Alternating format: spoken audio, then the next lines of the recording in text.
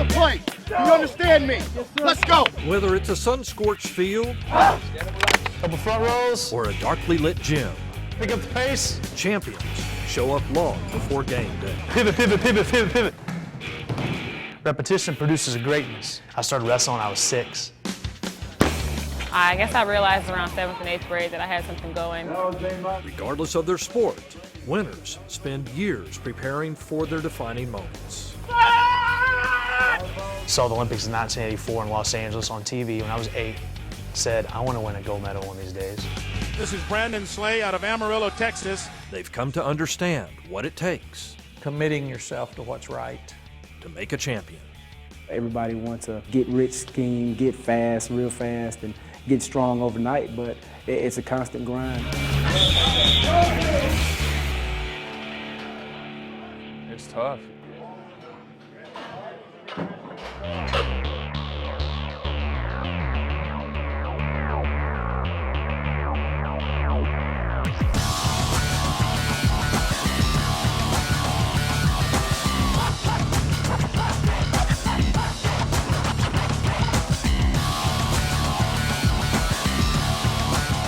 It is one of the first rites of spring.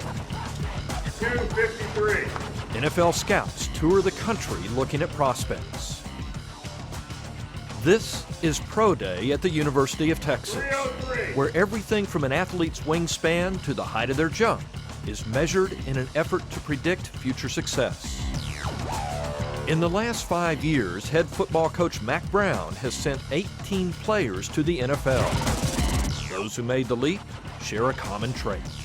That at the end of the day, that you know that deep down you've done everything that you could for that day. 6.5. Yet their sport is one of many that has been stained by steroid use. By all accounts, the number of those who cheat with performance-enhancing drugs is small. But every year, prominent names seem to find their way into the news.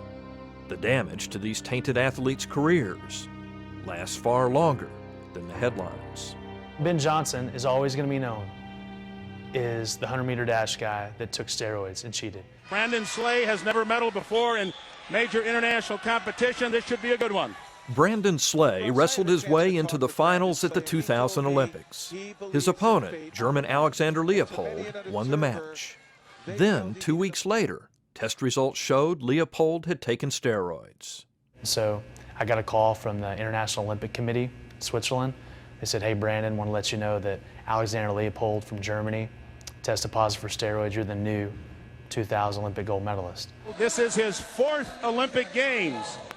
Alexander Leopold is always going to be known as the guy that wrestled in the 2000 Olympics, the only wrestler that tested positive for steroids. You go from, chic to geek, just like that, because you decided to cheat. You decided to cut corners. Long before they reach this level, athletes are confronted with choices. 27 years of wrestling. He lost his dream because he decided to cheat, cut corners. Lions with Dallas St. Mark moving to second. By high school, only a few get to compete at the state level. Of that group, even fewer will continue in college. It's tough, you have to work harder than anyone. In a world where fractions of a second and tenths of an inch determine victory, pressure to gain any edge possible can be intense. Down the middle. There is an element out there that will do whatever it takes to win. We all know that. And Austin's Dungy. It's cheating. And you have to live with that the rest of your South life. Lake Carroll. To really know that you did something that gave you an advantage over somebody else by a substance that you took, you have to live with that your entire life. Number 10, Taylor Hooten. Taylor Hooten dreamed of pitching in the majors. He felt that at 6'3" and 175 pounds, he needed to be bigger. So he turned to steroids. Taylor put on about 30 pounds of muscle, primarily in the upper body, over a period of about 3 months. His father says the gain was dramatic. Don Hooten also noticed something else. Acne across his back, greasy skin, puffy face and neck and wrists that come from the water retention that steroids cause. The most serious change was a shift in their son's behavior. Taylor was getting in fights. On 2 occasions, he took his pitching hand and drove it through a sheetrock wall. And Taylor would go from that to very quiet, very somber, crying, depressive type states. And his brain did one of these switches, and instead of driving his fist through a wall in an aggressive behavior, it went the other way. And he went on the depressive side and wound up taking 2 belts and putting them around his neck and hanging himself.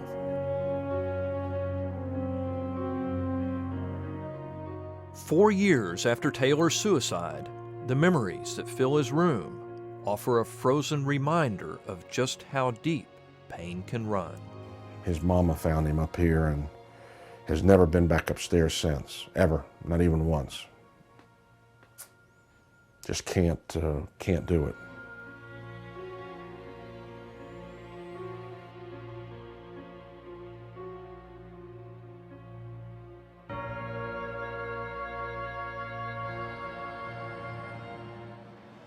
It just seems like a dream. You keep thinking that this is not real, and it really didn't happen, but it did.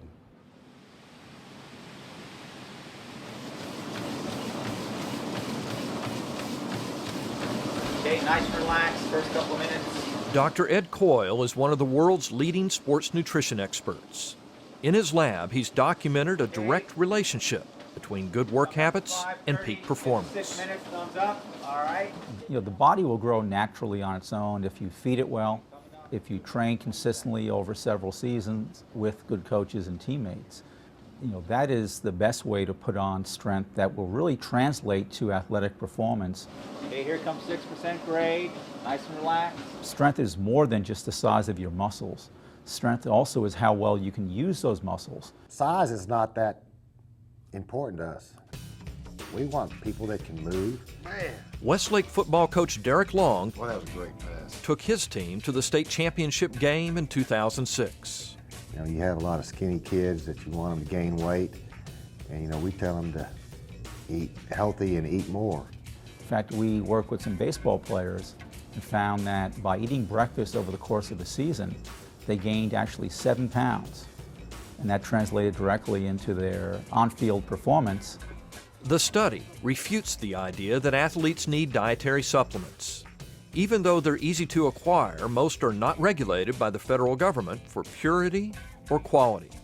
As a result, you really never know exactly what you're getting. You take a dietary supplement only if your diet is grossly inadequate in something, and that's very rare. As teenagers, the body improves every season. We're talking about large amounts of 10 to 40% increases in strength, in speed, and endurance. You know, those are the major components for improving in sport. Steroids derail that natural process. Users suffer from a whole host of negative side effects. In men, they range from heavy acne on the back to enlarged breasts. The testicles can shrink because the unnatural testosterone in steroids shuts them down. Growth plates can close early, permanently shaving several inches off a user's height. Most threatening are the problems that cannot be seen. I thought I was in the best shape of my life at the time. And I remember when I felt the pain in my chest. I was driving and I was like, no way, that I'm too big, I'm too strong to have any pain. It can't be my heart. The next morning, changed my life forever. In December 2006, at age 29, Bradley Cunningham had a heart attack. He'd used steroids for several years. The drugs changed his blood chemistry in a way that accelerated plaque buildup in the arteries. In essence, he was a young man with the heart of an unhealthy old man. When your heart takes in blood and it ejects blood back into your body, only 19% was getting back out to my body. That's how damaged my heart was from steroids. Well, I had a stroke, and that paralyzed the entire left side of my body. And then when the doctor came in and told me the damage was permanent, all I could do was cry. A year after his near death, Cunningham is working to recover some semblance of his former self. He's now able to raise the arm that was paralyzed. My grip's not 100% yet, so I just strap it on. He said I'd never move it again. I can't live like that, so. Every time he sheds his shirt, he's reminded just how much his life has changed. My permanent pacemaker, pretty much, is what it is. It's about as big as a pager. To steady his heartbeat, doctors implanted a defibrillator. It will stay with him until the day he dies. I think the one thing about steroids that really impacts young people's lives is that it stunts the growth of you learning the skills to be successful in life.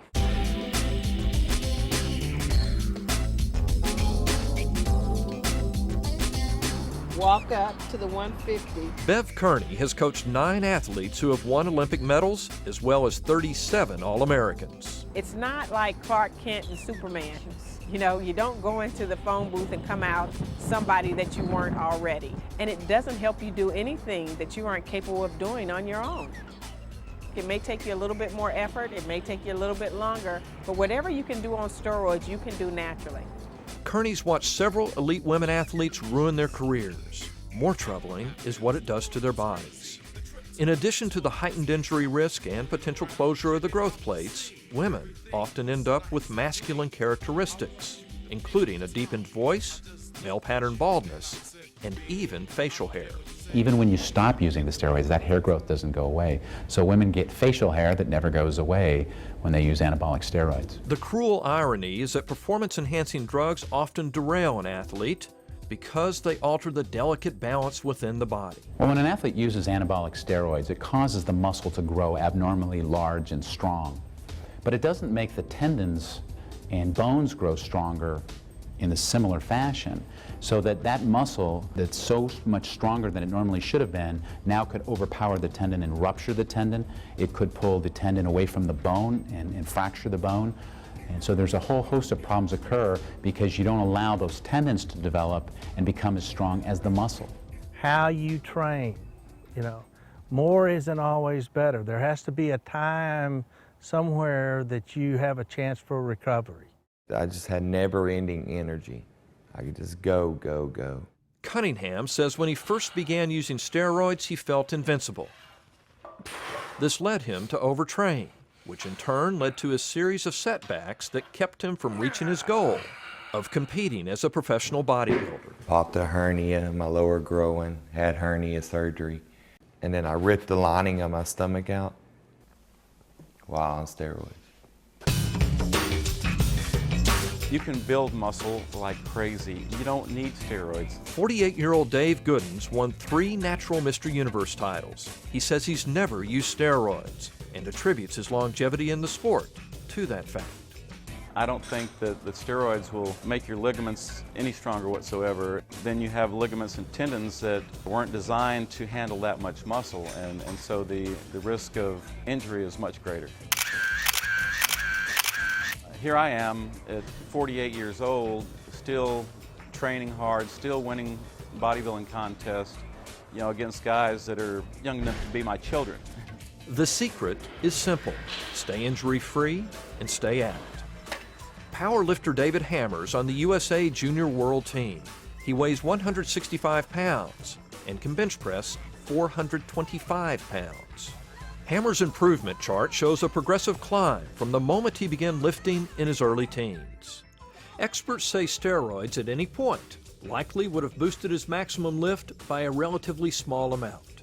But the gain would have come with a high injury risk. That's why steroids are considered a shortcut. Because Hammer's been healthy and has been able to train consistently for years, over that period he's seen his maximum lift jump naturally by 300%. Main thing is pride. It's just me, natural. There's no honor in winning if you're cheating. Months before the first snap of the season, Coach Long's athletes crowd the weight room, working together as a team towards a common goal. Quarterback Nick Foles says that is how a champion is made. The big part about a team is your teammates around you knowing you're working hard and everything and not cheating. That's huge. You know, most high school athletic endeavors are team-oriented. And you have a young man that's going to use steroids, he is me-oriented. You're not going to be successful, you're not going to have a successful team or season with guys that are me-oriented. Let's go. Hustle. All right, you guys are cool under pressure. Let's go. Let's go. There comes a moment when one must measure the depth of their commitment. Put your helmet back on. If you're walking around with your fingers crossed just hoping something good's going to happen, those usually aren't the champions. You have to really believe. You're getting better. You're getting a lot better. Use your gifts to the fullest.